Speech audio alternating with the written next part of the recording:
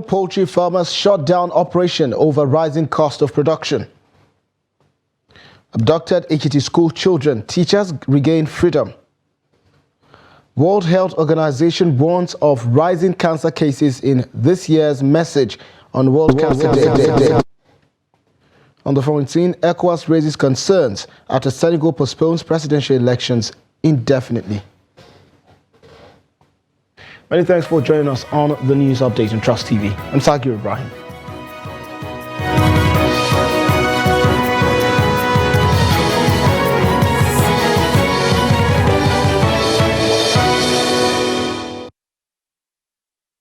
And now the news in detail. Poultry farmers in Kano have begun shutting down operations due to the high cost of poultry feeds and supplements. In this report, Trust TV's correspondent Idris Jibrin takes a look at poultry farming in Kano amidst the increase in the price of poultry products as Muslims prepare for this year's fasting. His report.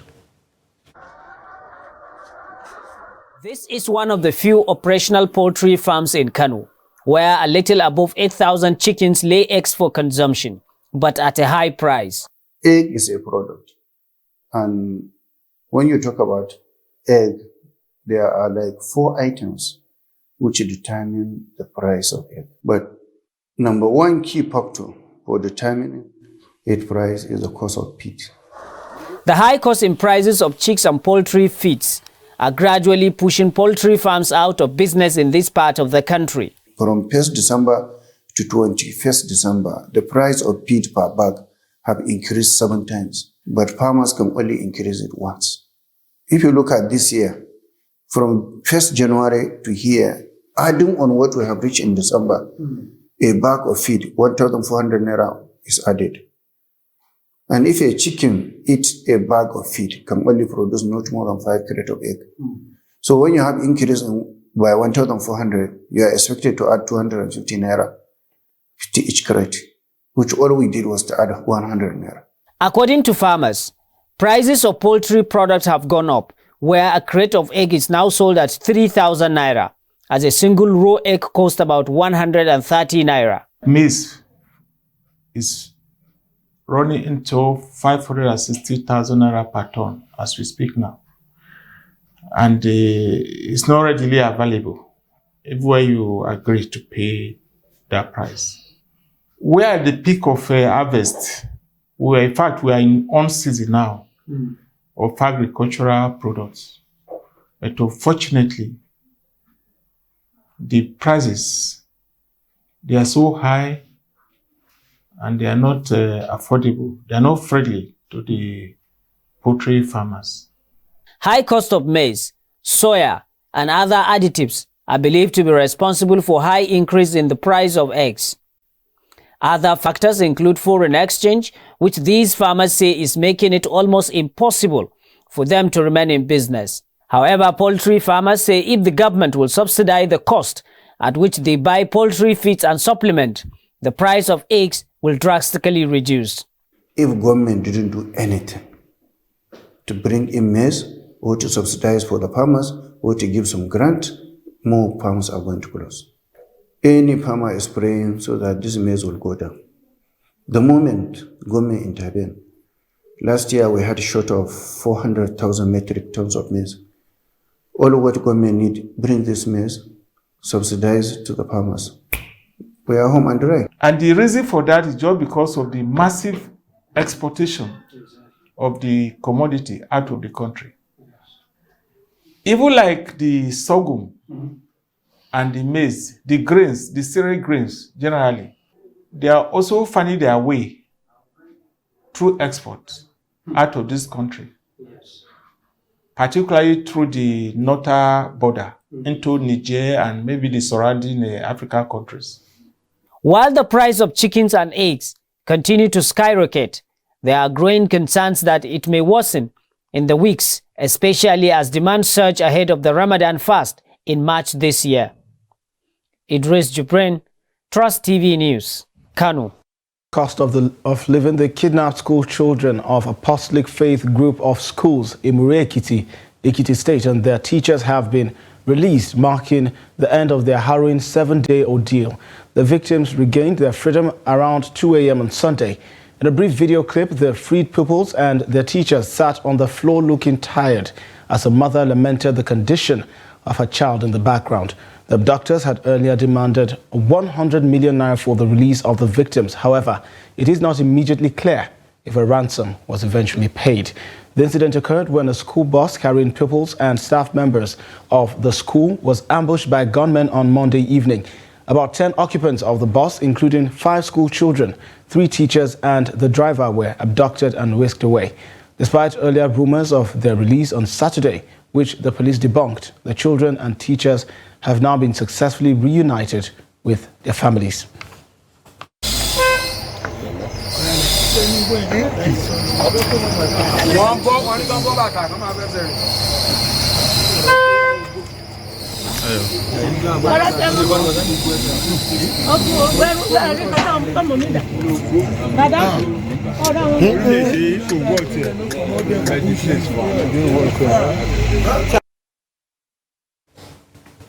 And the National Agency for the Prohibition of Trafficking in Persons, Makurdi Zonal Command, has successfully dismantled a child trafficking syndicate, leading to the rescue of 5 victims and the arrest of 8 suspects.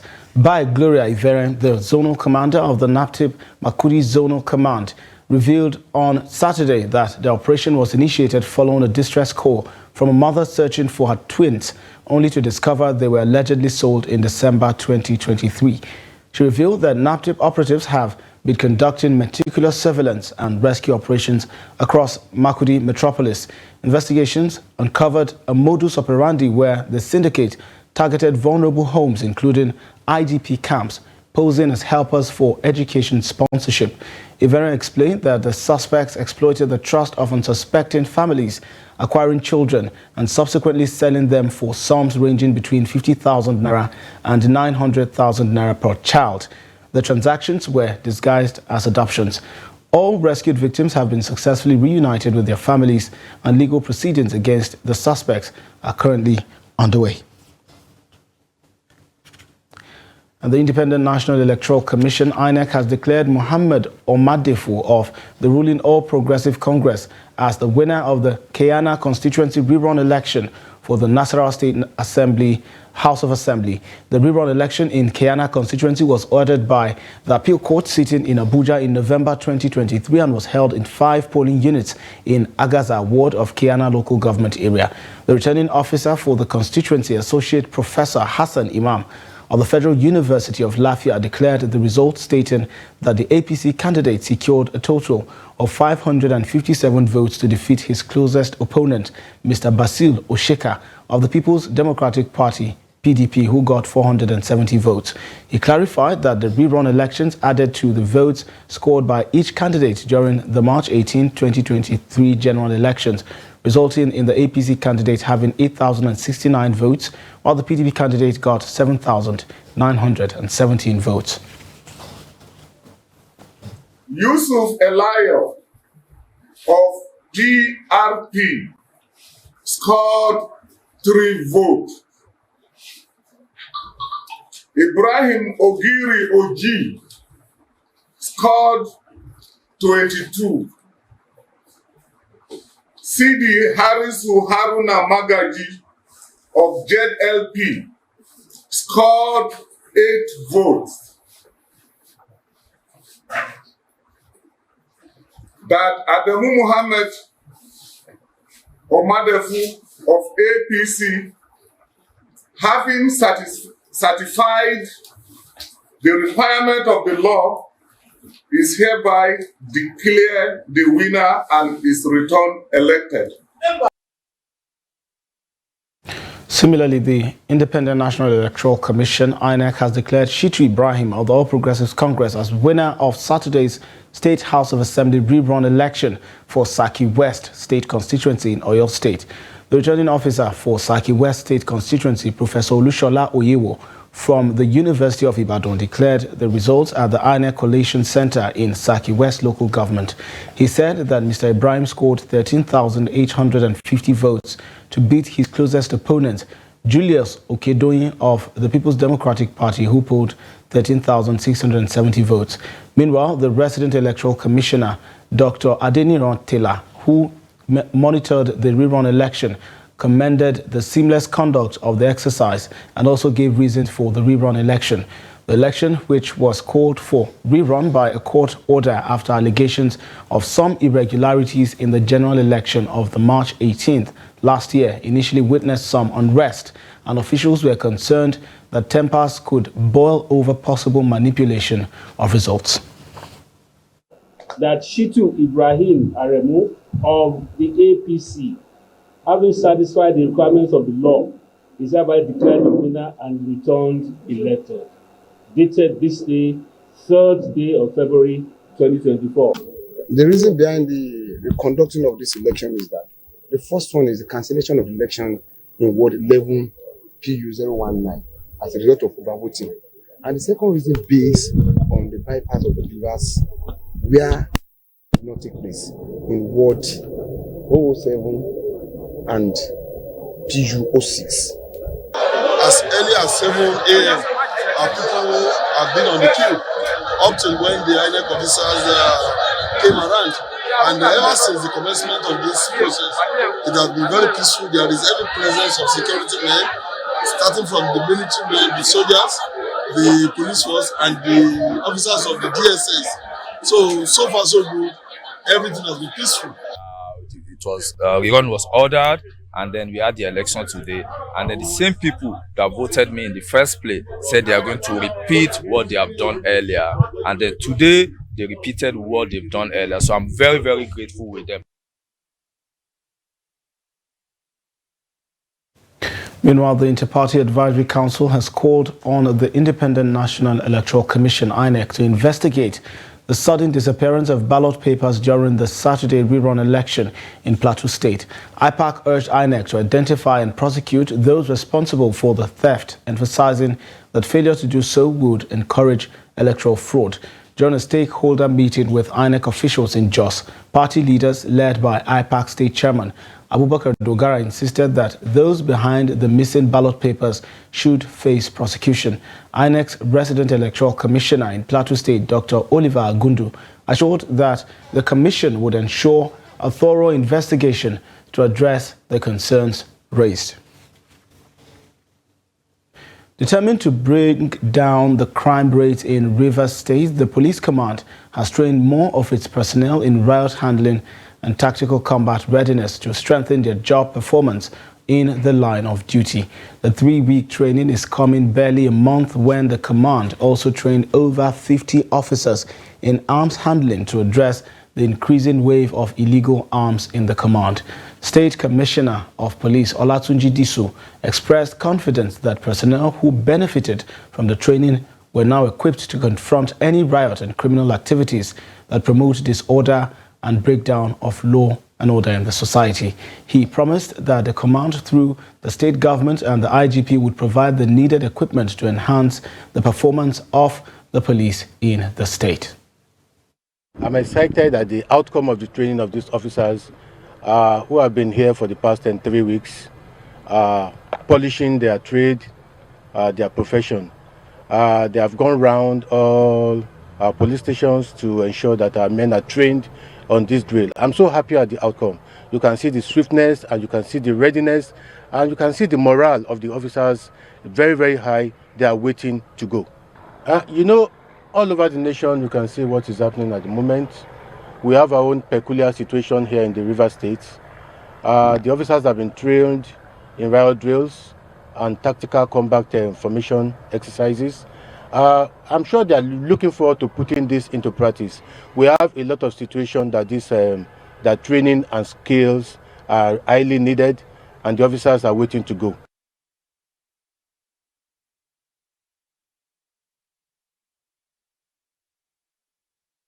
And the FCT Department of Development Control has issued a quit notice to Kaswa Market along the N16 road corridor in Gwarimpa with a directive to vacate by Wednesday as clearance operations are set to commence on Thursday.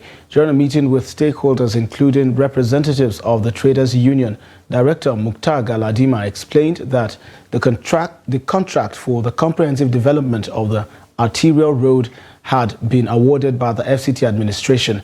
Despite engagement since September, the traders continually requested more time, leading to the ultimatum. Galadima emphasized that the delay caused by the traders' refusal could impact the scheduled execution of the contract, resulting in rising material costs and potential demands for contract variation, contrary to the administration's policy. Mohammed, the secretary of the Traders Union, acknowledged the 20-year operation of the market and expressed gratitude for the invitation. In a separate incident, the department demolished a structure in the Karmo district for obstructing a floodplain. Garba Jibril, an official of the department, highlighted the developers' resistance, including enlisting policemen to impede enforcement duties on the estate. You're watching the news update on Trust TV. Still to come. In the midst of growing security challenges, we tell the story of a community living without a police outpost for years. This and, of course, many more stories after the break. Join us again.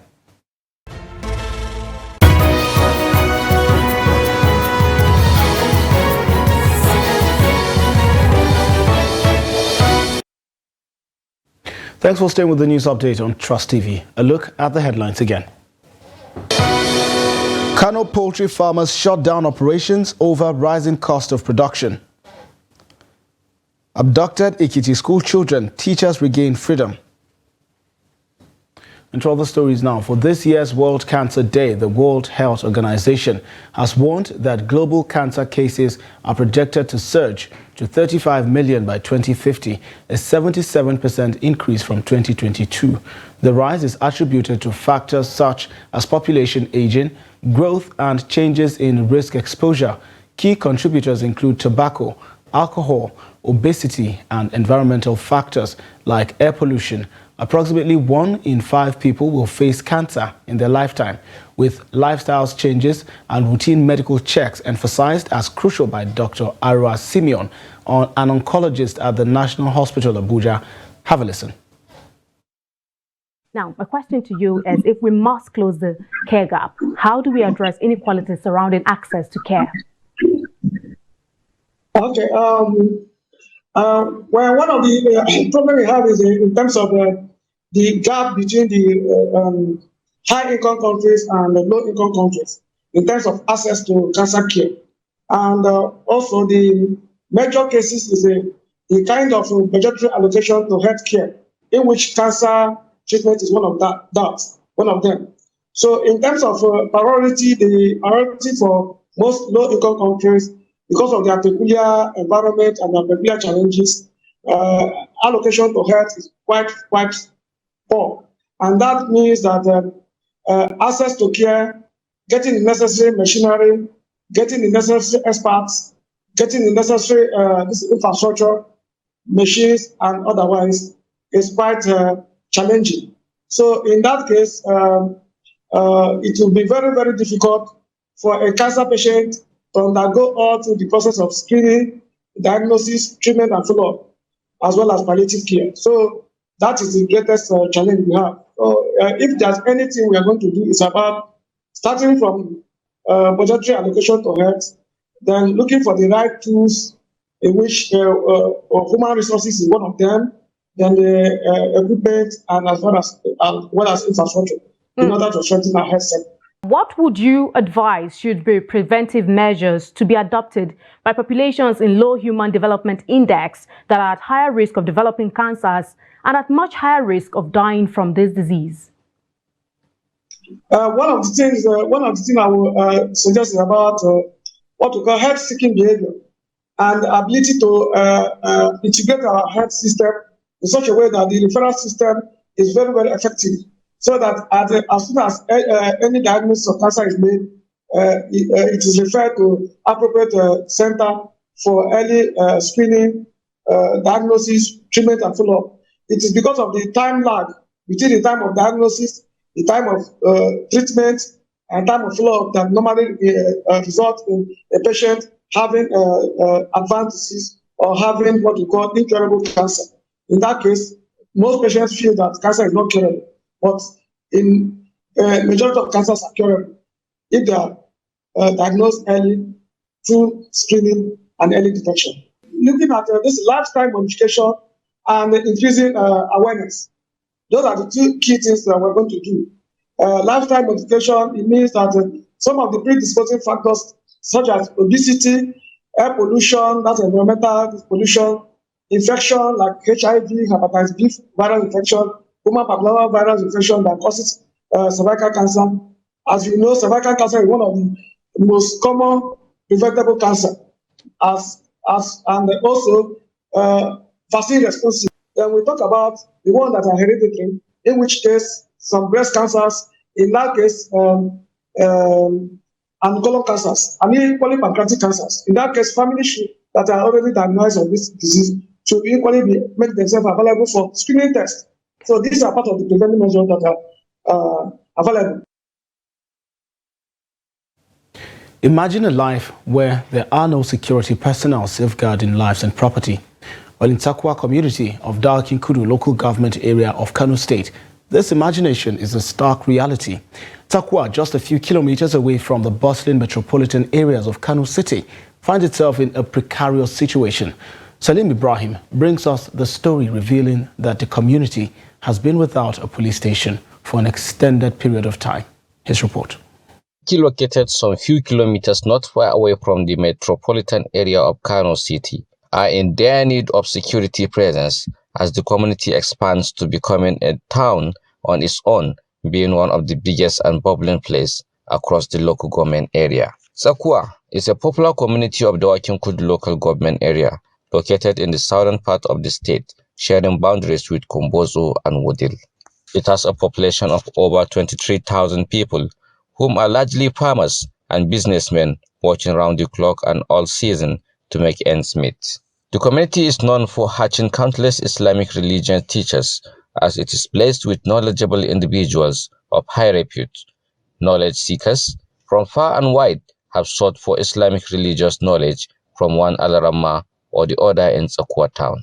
Lamenting on how the non-presence of police is affecting livelihoods, Umar Saja said the absence of police operatives in the community has fueled more crimes, especially among young people in the area.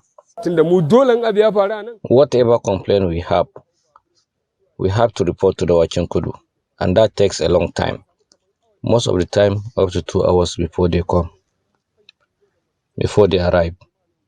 Recently, armed robbers were here, and it was the residents that chased them away, and they escaped through the bush. Just a week ago, there was robbery in some households. The people of Zakwa are much. In the entire Dawakin Kudu local government, there is no community that matches our population. But we don't have a police station. Well, we need it, because we don't need violence. We need peace of mind. We often have crises here and there, but before we engage the police, it's a heavy tax, and the perpetrators have escaped. Whenever anything happens, we used to go Dawakin Kudu, our local government, that is our local government, and call police to come and arrest the culprit. If anything happened, like conflicts, so we used to go there and call the police to come and start investigating and know who is victims and who is not. The residents are calling on the government to come to their aid, as according to them, security is one thing that have been clamoring for years immemorial. Having a police station here is very important because we know its advantages to us. Meanwhile, owing to the dire need for the more security presence in the community for years, a community development group, Zakwa Muparka, have sought for the approval of the local government council to paint a shop that will serve as a police outpost. The shop, located within a neighborhood, has been painted with police colors since 2023 and awaiting police officers to be deployed there. Lack of police presence in a neighborhood can have several impacts on the safety and general livelihood of residents, which include increased crime rates, slower emergency response, reduced deterrence, community fear, and digitalism. Other negative effects also include having a negative economic impact, social disruption, inequity, quality of life, among others. Salim Umar Ibrahim, reporting for Trust TV. Well, there you have it, Salim's report from Takwa. And away from Nigeria, the Economic Community of West African States, ECOWAS, has called on the Senegalese authorities to promptly select a new date for the presidential elections, which were indefinitely postponed by President Macky Sall. The ECOWAS Commission expressed concern over the circumstances leading to the postponement and urged Senegal to expedite the processes for a new election date, emphasizing the importance of dialogue and collaboration for a transparent and credible election. ECOWAS encouraged President Sall to uphold Senegal's democratic tradition. The Commission committed to monitoring the situation in Senegal, emphasizing the need for swift resolution to the electoral matters. And in sport, at the national trials for wrestlers, star athletes like Commonwealth champion Mercy Genesis and African champion Esther Kolawole demonstrated dominance, securing spots in the All-African Games and Olympics. Notable victories include Mercy Genesis's pinning Peace Paul in the 50 kilograms category and Esther Kolawole displaying superiority in the 62 kilograms category against Precious Tabrel. The president of the Nigerian Wrestling Federation, champion Daniel Igali, applauded the athletes' determination but expressed concerns about the lack of proper camping, urging swift preparations for the African Games in Accra, Ghana. Day 2 promises action with Olympic medalist Blessing Oborodudu and others competing. And that wraps up the news update at this hour. Do well to follow us across all of our social platforms and catch our live stream on YouTube for more news, programs and documentaries. I'm Sagir Ibrahim. Thanks for watching.